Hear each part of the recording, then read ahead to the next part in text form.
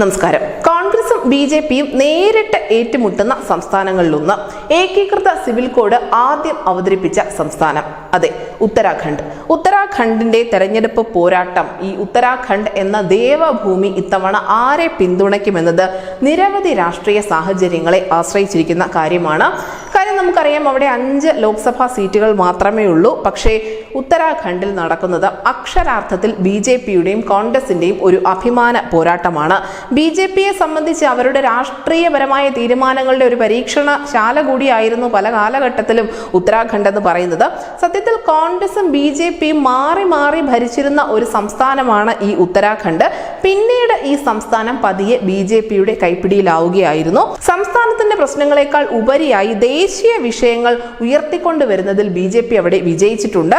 അനധികൃത ഖനനവും വനനശീകരണവും real estate മാഫിയയുടെ പ്രവർത്തനവും ഒക്കെ പ്രകൃതിക്ക് വലിയ ഭീഷണിയാവുന്നുണ്ട്. അതിന്റെ വാർത്തകൾ നമ്മൾ അനുദിനം കേൾക്കാറുമുണ്ട്. ഉത്തരാഖണ്ഡിലാണ് ഏറ്റവും അധികം പ്രകൃതി ദുരന്തങ്ങളും മറ്റും സംഭവിച്ചിട്ടുള്ളത്.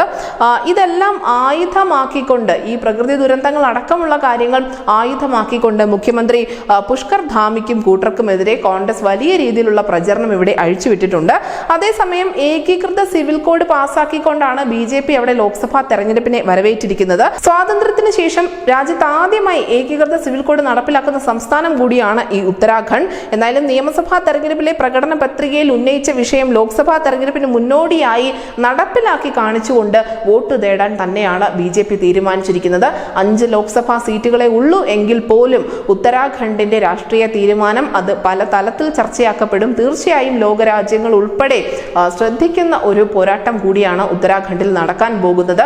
ഒരു തെരഞ്ഞെടുപ്പ് വരുമ്പോൾ ദേശീയതയ്ക്കാണോ പ്രാധാന്യം, അതല്ല സംസ്ഥാന വിഷയങ്ങൾ മാത്രമാണോ പരിഗണിക്കേണ്ടത് എന്നതിനെ കുറിച്ചുള്ള കൃത്യമായ ഒരു ഫലം തന്നെയായിരിക്കും ഉത്തരാഖണ്ഡ് ഇത്തവണ സമ്മാനിക്കാൻ പോകുന്നത്. അതുകൊണ്ട് തന്നെ ലോകമൊന്നടങ്കം ഉത്തരാഖണ്ഡിലെ തെരഞ്ഞെടുപ്പിന്റെ കൃത്യമായ വിവരങ്ങൾ ഉറ്റുനോക്കുന്നുമുണ്ട്. News desk India Malayalam.